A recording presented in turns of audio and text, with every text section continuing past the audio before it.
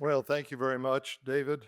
Uh, Especially, I want to begin by expressing my gratitude to Father Lopez and to Dean Crawford and my friends and colleagues on the faculty here for inviting me to deliver these lectures. Since 1988, as Dean Crawford mentioned, there's been a tremendous um, list of contributors. Um, Contributors who really have changed Catholic thought in the 20th century, 21st century. And if you were thinking about a way of encouraging me to really do my best for these lectures, suggesting that I join this company, even uh, as perhaps not as uh, skilled in their professions. But nonetheless, I'm going to present these four lectures not as a philosopher, or theologian, or even a historian, but as someone who participated in many of the events I'm going to be talking about over the last 4 decades, and in the hope that, as the historian might say, um, and not provide a history of them, but contribute to their history. So I've also thought to this approach this effort not as a partisan or one-sided critic in these events, although I think it's pretty clear what my position is on pro-life and some of the other issues we'll be discussing, but to be somewhat circumscribed, although there will be some issues, particularly Wednesday and Thursday, which I think um, we'll have to face somewhat starkly as to the quality of the decision makings and the consequences of certain ideas and certain political decisions that we've all had to live with, particularly those who have been involved in advancing the cause for life and the abortion issue in this country. In the hope, with the intention, as Winston Churchill once put it, to lay the lessons of the past before the future. So one of the surprises for me in preparing these lectures has been to learn how influential religion and religious leaders have been in the politics of abortion, and in many ways of which we have not come to expect. And especially, I might say, in covert ways to influence the development of this within American culture and American law. And I think that will become more evident in the lectures, the second and third lectures this week. So to begin, what difference does it make for a Catholic to be president of the United States or to serve in any public office? In 1960, John F. Kennedy told Protestant clergy concerned about the election of the nation's first Catholic president that he was not running as the Catholic candidate for president, but as a Democratic Party candidate. In other words, since his Catholicism would not influence his conduct in office, centuries-old prejudice against Catholics should not prevent his election.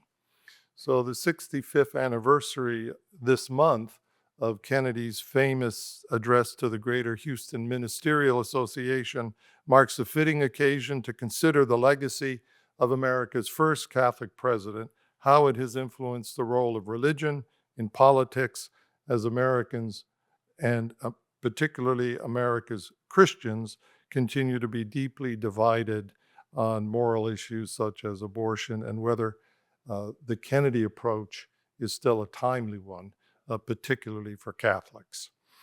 In October 1959, John Kennedy's inner circle of political advisors met confidentially at the Kennedy compound in Hyannisport to plan his campaign for the presidency. Since Adlai Stevenson's defeat in 1956, Kennedy had been positioning himself to win the 1960 Democratic nomination, and now the time had come to lay out the campaign in earnest. The meeting opened with a 3-hour presentation by Kennedy himself, going through a detailed state-by-state analysis of the upcoming campaign. And everyone in the room agreed that if Kennedy campaigned with his typical vigor and brilliance, he could win the presidency. Now, the dark cloud on the horizon was the role his Catholic faith would play. Catholic had never been elected president.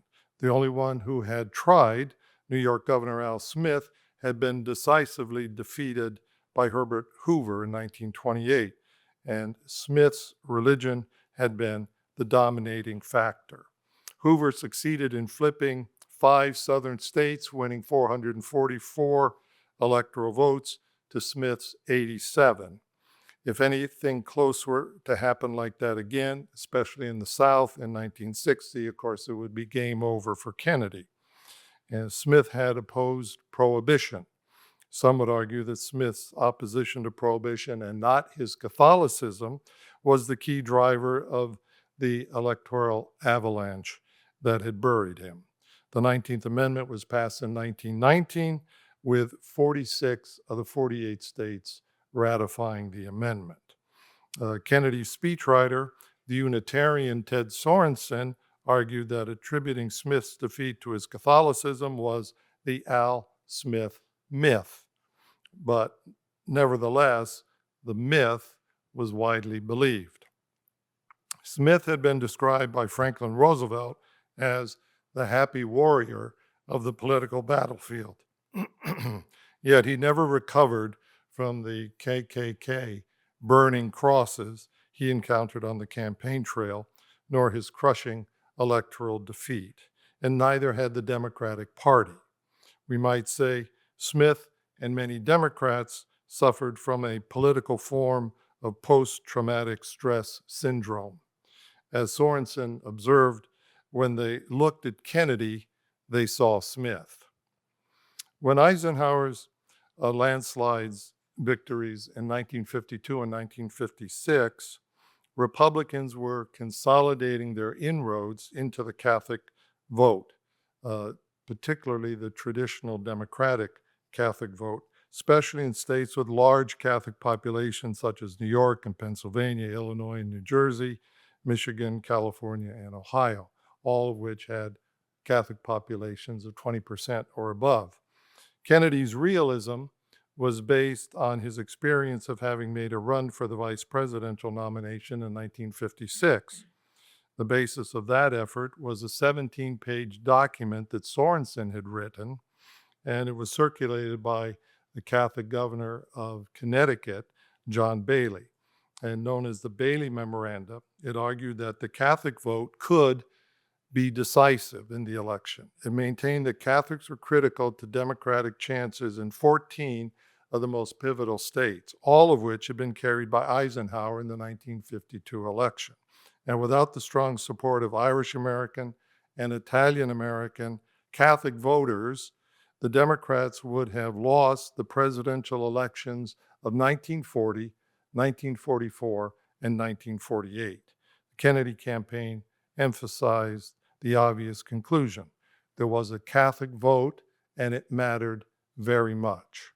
The memorandum laid out the reasoning for a Democratic ticket with Kennedy in the number 2 position in 1956. Quote, "There is or can be such a thing as a Catholic vote whereby a high proportion of Catholics of all ages, residences, occupations, economic status vote for a well-known Catholic. But the Catholic vote is far more important than its numbers because of its concentration in the key states and cities in the North. These are the pivotal states with large electoral votes, which vary as to their party support, and several of which are inevitably necessary for a victory in the Electoral College." In 1956, Adlai Stevenson was not convinced by Kennedy's arguments given to him personally by Sergeant Shriver. Kennedy would have to settle for a consolation prize, which was to give the nomination speech nominating Stevenson for the presidency at the convention. That speech would be Kennedy's introduction as a rising star in the Democratic Party. After obtaining the nomination, Stevenson pulled a surprise on the convention. He said he would not select his vice presidential running mate, but that he would throw that open to the convention. Kennedy immediately announced he was a candidate for vice president, and he came within 39 votes of winning the nomination on the second ballot. But the Democrats nominated Estes Kefauver, senator from Tennessee. So Al Smith, getting back to Al Smith, had been one of America's great governors. He had been elected 4 times governor of New York, and by such a margin in 1926 that Will Rogers once joked that someone running against him, quote, ain't a candidate, he's just a victim. So there was a backstory to why Al Smith's 1928 electoral disaster, and it had roots going back 4 years earlier to the National Democratic Convention. The 1924 Democratic National Convention was one of the most extraordinary events in modern American history. Convened in Madison Square Garden, the convention met for over 2 weeks, in the course of which 53 candidates were nominated for president, and there were 103 ballots. Smith stepped forward because of who the leading candidate was. The leading candidate going into the convention was the former Treasury Secretary, William McAdoo of California, who had the strong and very public support of the Ku Klux Klan. And nearly every Catholic newspaper in the country raised the alarm of what that could mean. And Al Smith stepped forward as a candidate at the convention to block McAdoo. And not the least of Smith's many accomplishments as governor would be to limit the Ku Klux Klan's growing influence in the Democratic Party. The Klan had been an entrenched power in the South for decades, but what was at stake in 1924 was its bid to extend and consolidate that power nationally. But for Smith's intervention, the Klan's candidate, McAdoo, should have easily won the nomination. Between ballots, McAdoo's supporters would chant, Mac, Mac, McAdoo, and Smith's supporters would respond, Coup, coup, coup, McAdoo. Fights broke out routinely on the convention floor, and only the presence, after a while, of 1,000 New York City policemen in Madison Square Garden stopped the convention from being more violent still. Finally, Smith and McAdoo conceded to a compromise candidate. Now, during the decade in which the Klan had achieved its greatest nationwide influence, Smith had been responsible for its most public humiliation. 4 years later, there would be ample opportunity for payback by the invisible empire. Smith should have seen it coming. He didn't. But Kennedy was well aware of the racial dynamics at play at the 1924 Democratic Convention because he had referenced it in his 1956 classic, Profiles in Courage. Now, Richard Nixon was also looking at his presidential campaign in 1960, and he was viewing Kennedy not only as his likely opponent, but as someone who would be a very strong opponent.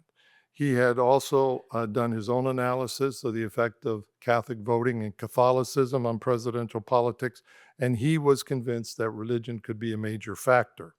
And like Kennedy, Nixon believed Kennedy's Catholicism would on balance be in favor of the Democrats. And his analysis was very similar to Kennedy's. So Nixon felt that although there remained some pockets of anti-Catholicism, the country as a whole had moved beyond the widespread bigotry that had swamped Al Smith's campaign. Nixon, quote, believed that Kennedy's religion would hurt him in states he could afford to lose, but that it would help him in those states he needed to win. So both of Nixon's assumptions would depend upon really the Protestant response to Kennedy's candidacy. So if the Protestant opposition to Kennedy began to approximate 1928 levels, the impact would move beyond those states that Kennedy could afford to lose. So 2 or 3 states in the South could make the difference.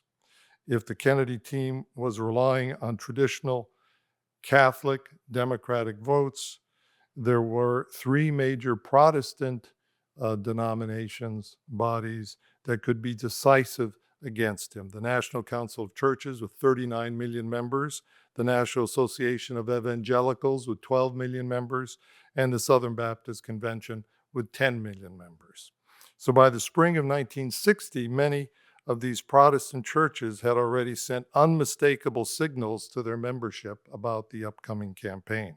The resolution of the Southern Baptist Convention on Christian citizenship reflected the concern of many Protestants over the Kennedy candidacy. Quote, "A public official is inescapably bound by the dogma and demands of his church, and he cannot consistently separate himself from these.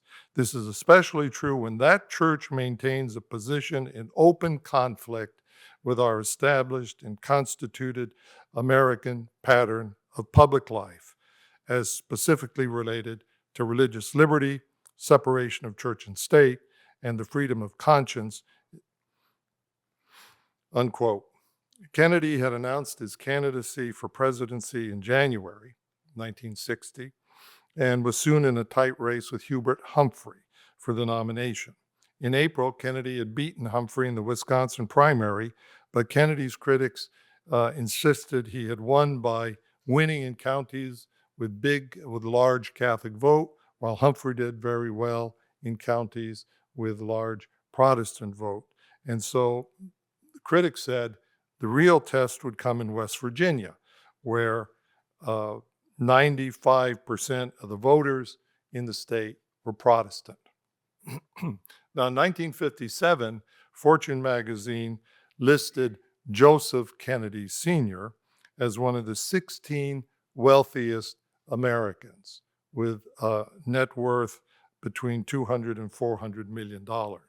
And Kennedy's father did not hesitate to deploy significant funds on behalf of his son's campaign. And nowhere was that deployment more effective or the disparity between candidates' financial resources greater than in West Virginia. But although severely underfunded, Humphrey had found a cost-effective way to emphasize religion by choosing as his campaign theme song, "Give Me That Old-Time Religion." The Minnesota senator was crisscrossing the state by bus, and with the support of Senate Majority Leader Lyndon Johnson and West Virginia Senator Robert Byrd, he was rapidly closing the gap with Kennedy. So Kennedy decided personally to bring out into the open the issue of religious intolerance, claiming there was a large anti-Catholic vote in West Virginia that was working against him. Senator Robert Byrd went to the floor of the Senate to counter the Kennedy argument, claiming that it was actually Kennedy who was raising the religion issue, and it was not decisive in West Virginia. The only problem with Byrd raising that argument was the fact that Byrd had been very active in the Ku Klux Klan in West Virginia as an exalted cyclops. So it sort of undermined his credibility. The Kennedy campaign, though, decided to take the issue statewide in a live television interview conducted by Franklin Roosevelt's son. Several minutes into the program, Kennedy was asked about his religion. Kennedy answered by saying he refused to believe that I was denied the right to be president on the day I was baptized.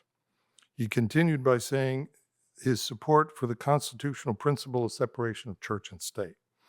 And then the emotional high point of the broadcast, Kennedy saying, "So when any man stands on the steps of the Capitol and takes the oath of office of president, he is swearing to support the separation of church and state.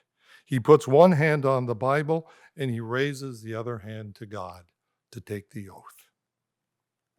And if he breaks his oath, he is not only committing a sin against the Constitution, a crime against the Constitution, for which the Congress can impeach him and should impeach him, but he is committing a sin against God." And then the dramatic moment, Kennedy lifting his hand as from an imaginary Bible, raising it to heaven and repeating again, "A sin against God because he has sworn on the Bible." No one in West Virginia had ever heard a Catholic politician speak about the Bible in such a personal and emotional way. Much would be written about Kennedy's tremendous, masterful use of television in his debates later that year with Nixon, but nothing would surpass the drama of that one televised minute in West Virginia. Clearly, Kennedy had decided not to downplay his religion, but to emphasize both its importance to him as well as the common ground he had with his Protestant audience, respect for the Bible. It was more than enough. Kennedy carried West Virginia 61 to 39% of the popular vote, winning 48 of the 55 counties in the state. Humphrey ended his campaign for president that evening, and Kennedy hoped he had finally overcome the religion issue. Ironically, it was the size of Kennedy's victory that guaranteed that religion would remain an issue.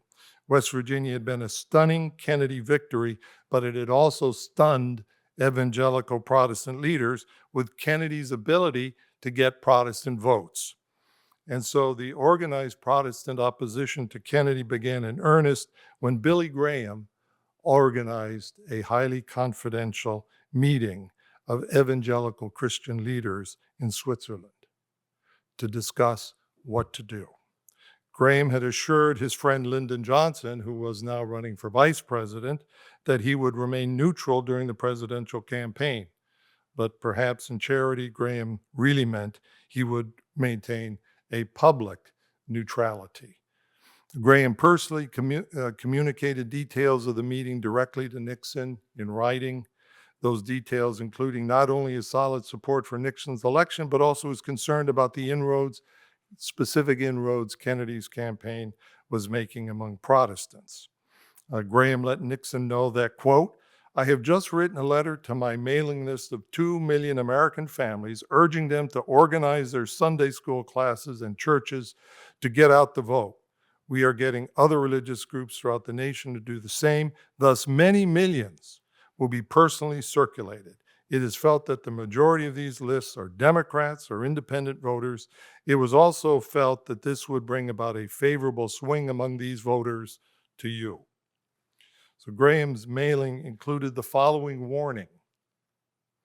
40 religious leaders from all over the world meeting in Switzerland during August agreed that this year's presidential campaign would be the most important in American history.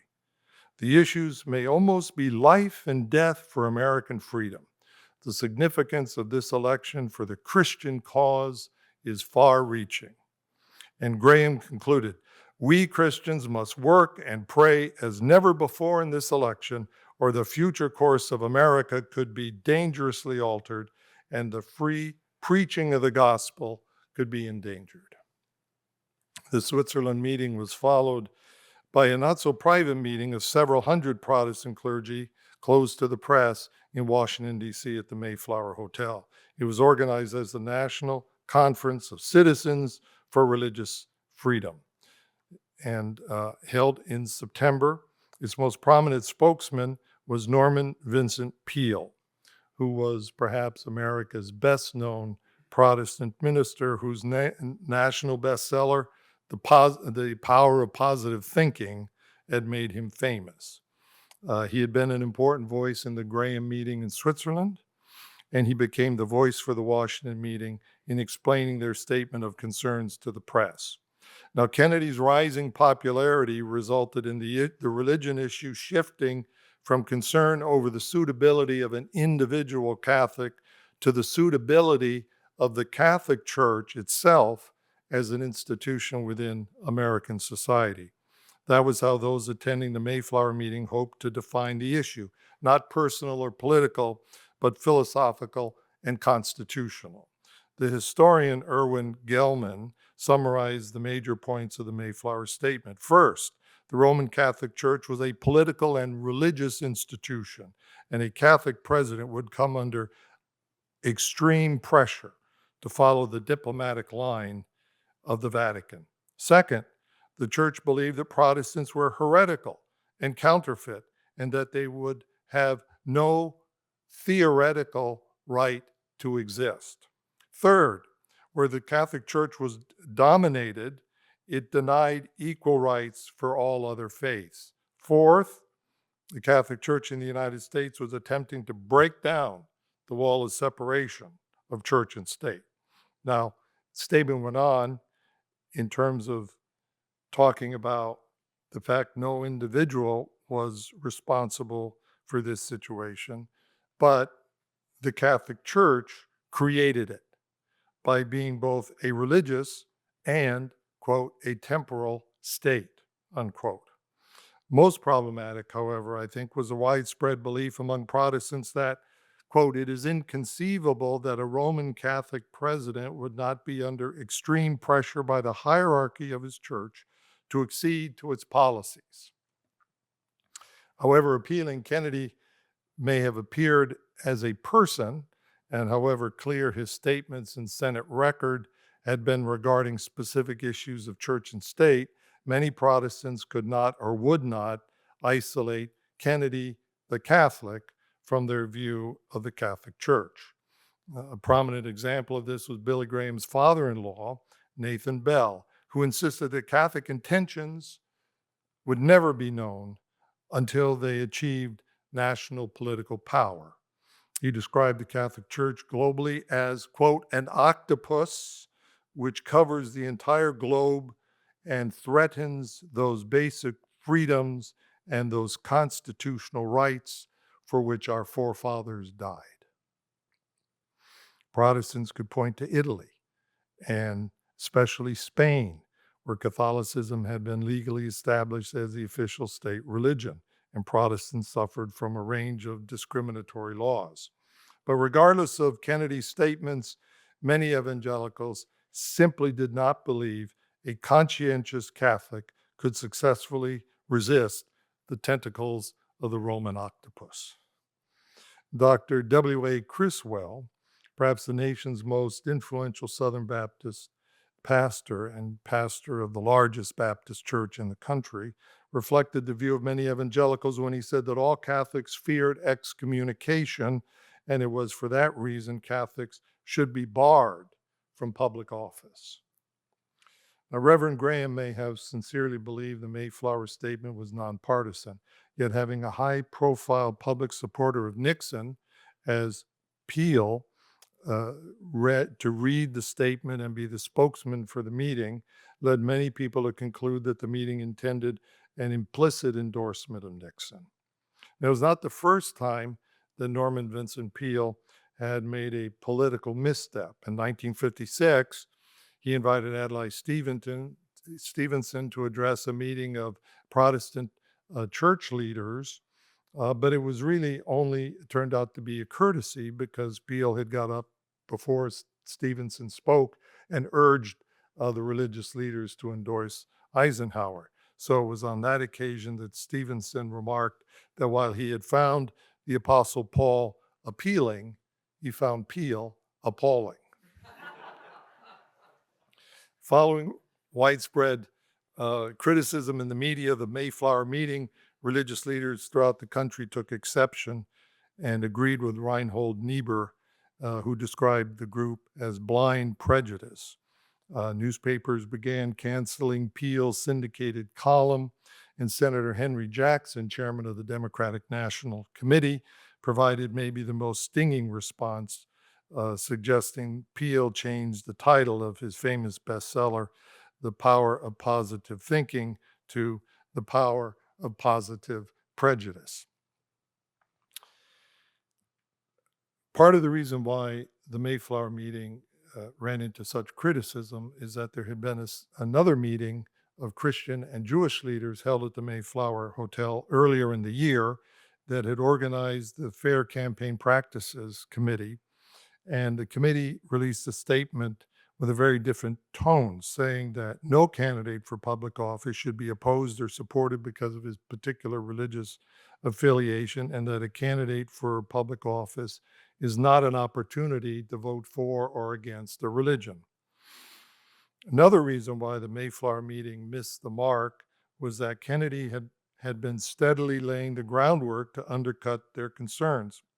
More than a year earlier, During a March 1959 interview in Look magazine, Kennedy had insisted, quote, whatever one's religion in his private life may be, for the office holder, nothing takes precedent over his oath to uphold the Constitution and all its rights, including the First Amendment and the strict separation of church and state.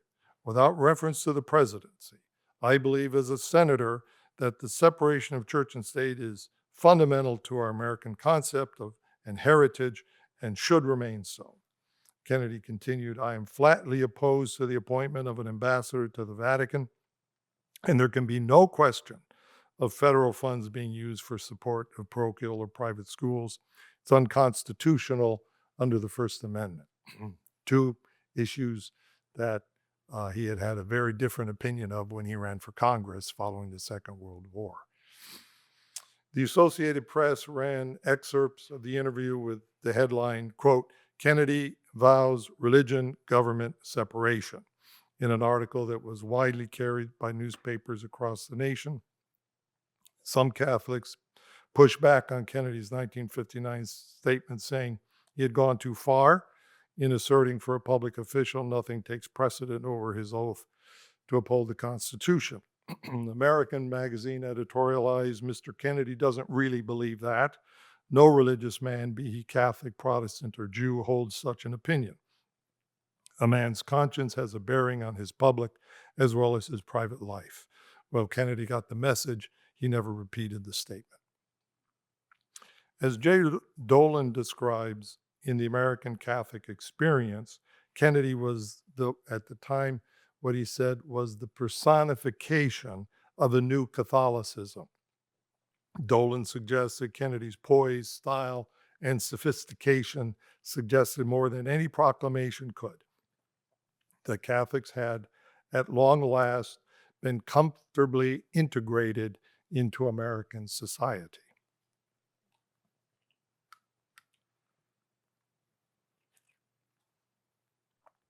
Five days after the Mayflower Hotel meeting and the controversy surrounding it, Kennedy accepted an invitation to address the Greater Houston Ministerial Association and deliver one of the great political speeches in American history. A speech that, as much as anything else during the 1960 campaign, would win him the presidency. Kennedy began by reaffirming his view that the separation of church and state is absolute. And further, I believe in an America that is officially neither Catholic, Protestant, nor Jewish, where no public official either requests or accepts instructions on public policy from the Pope, the National Council of Churches, or any other ecclesial source, where no religious body seeks to impose its will directly or indirectly upon the general population or the public acts of its officials, and where religious liberty is so indivisible that an act against one church is treated as an act against all. As he concluded, Kennedy affirmed, I believe in an America where there is no Catholic vote, no anti-Catholic vote, no block voting of any kind. Well, the problem with that was, of course, it just was not true. From the very beginning, Kennedy's campaign for the presidency had been based precisely on the assumption that there was block voting, maximizing the Catholic vote, minimizing the anti-Catholic vote. He had reasoned as much from 1956 onward. Ted Sorensen, who had drafted the Houston speech, recounted in his memoir that Kennedy, quote, ironically, took the exact opposite position in public as a presidential candidate when he argued that there was no such thing as a Catholic vote and no one should vote for him or against him on the basis of his religion. Perhaps we might interpret Kennedy to have meant that he believed in an America where one day in the future there would be no Catholic vote, no anti-Catholic vote. But for the moment, his entire campaign strategy depended upon there being a Catholic vote. Kennedy addressed two audiences in Houston: Protestants assembled to hear him in person, as well as Catholics throughout the nation who were now witnessing their own version of Daniel in the lion's den. Now, many Catholics saw Kennedy not only defending himself in Houston, but defending them as well. And then Kennedy reached the emotional high point of this speech when he spoke of his deceased older brother, Joseph. This is the kind of America I believe in, and this is the kind of America I fought for in the South Pacific, and the kind my brother died for in Europe. Nobody suggested then that we might have a divided loyalty, that we did not believe in liberty, or that we belonged to a disloyal group that threatened the freedom for which our forefathers fought. And in fact, this is the kind of freedom, the kind of America for which our forefathers did die.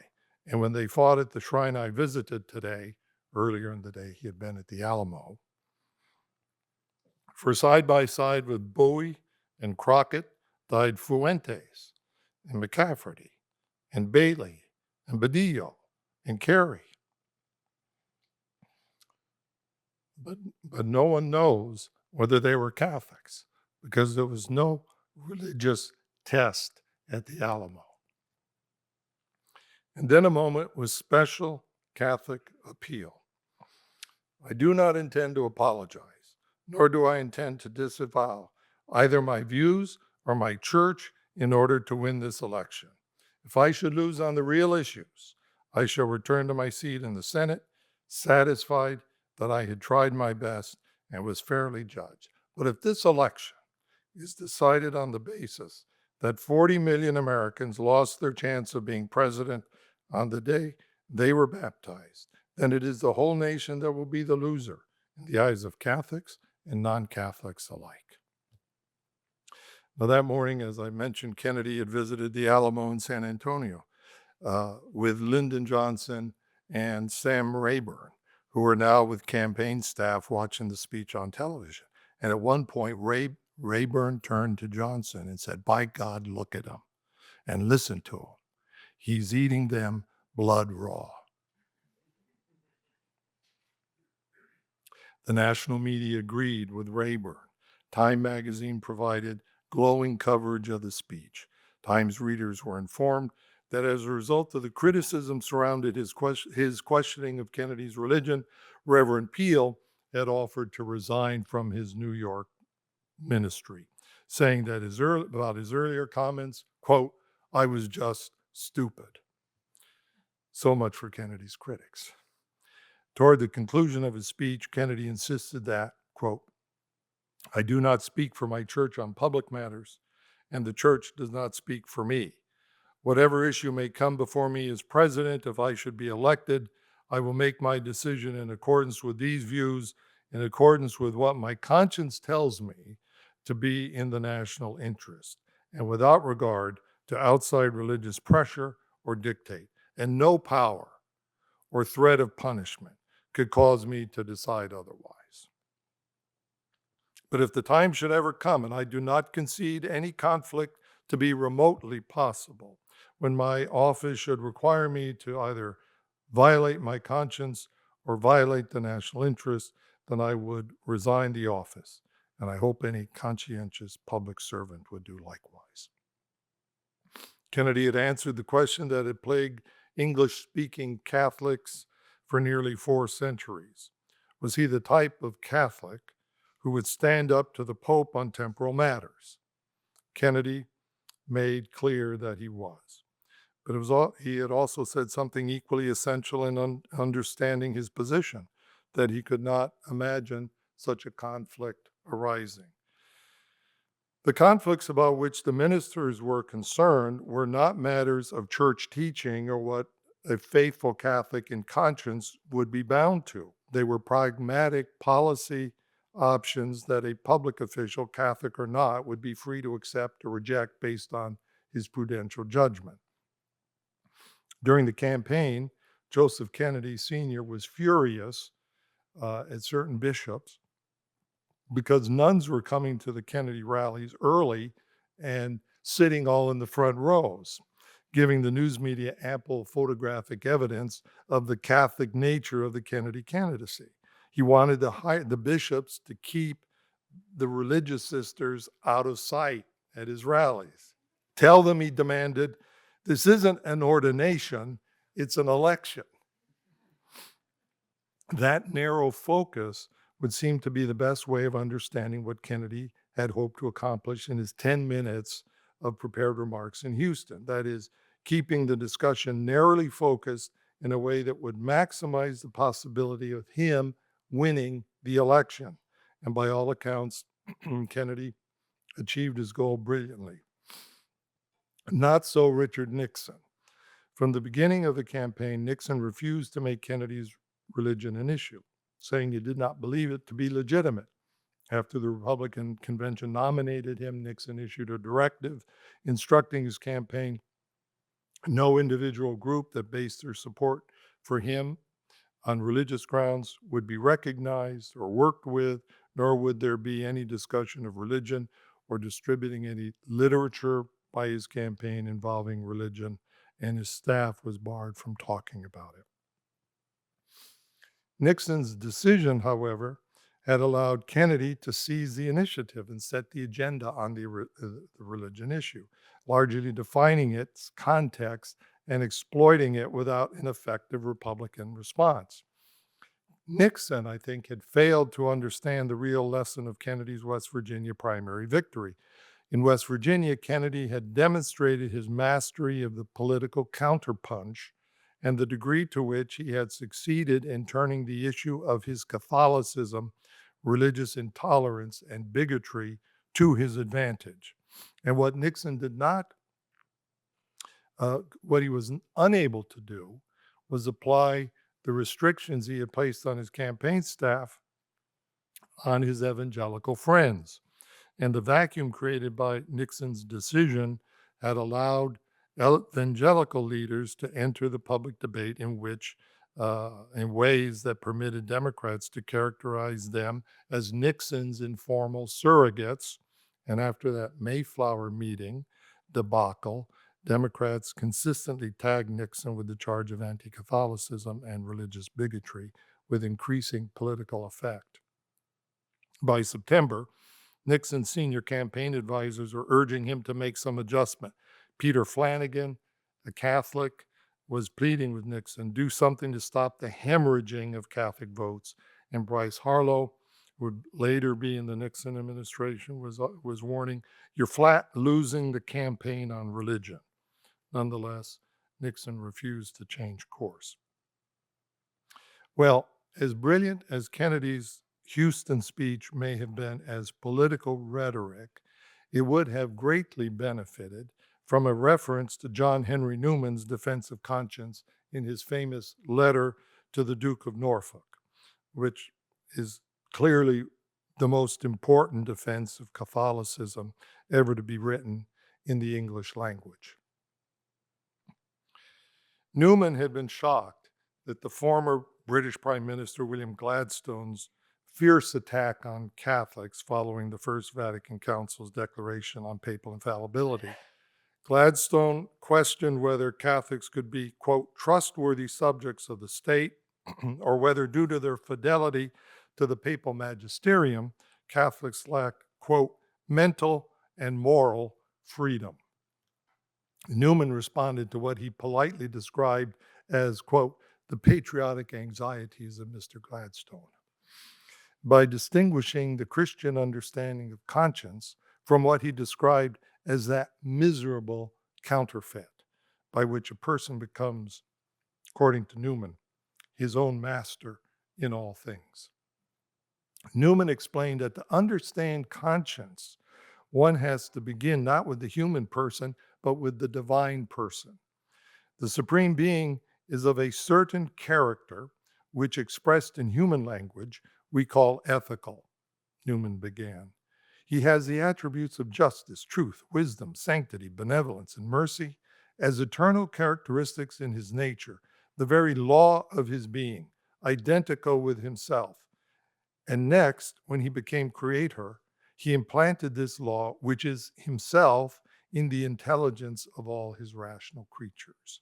The divine law, then, is the rule of ethical truth, the standard of right and wrong, as sovereign, irreversible, absolute authority. And Newman concludes this law, as apprehended in the minds of individual men, is called conscience. Then Newman makes a further essential point. What he is describing as authentic conscience is not exclusively Catholic. He says when Anglicans, Methodists, and other Christians speak of conscience, they mean what we mean, the voice of God in the nature and the heart of man. This would have been not a minor point in Kennedy's Houston speech. Even a brief discussion of common Christian conscience could have established a bond between Kennedy and his Protestant audience. In West Virginia, Kennedy had brilliantly found common ground by his appeal to the Bible. He could have done something similar in Houston by an appeal to conscience, but perhaps Kennedy and his Unitarian speechwriter did not understand or appreciate the difference between a Christian, whether Catholic or Protestant, conscience and a secular one. Newman's analysis of Catholic conscience is related to his understanding of papal infallibility. Newman distinguished prudential matters from those concerning faith and morals. He writes, a pope is not infallible in his laws, nor in his commands, nor in his acts of state, nor in his administration, nor in his public policy.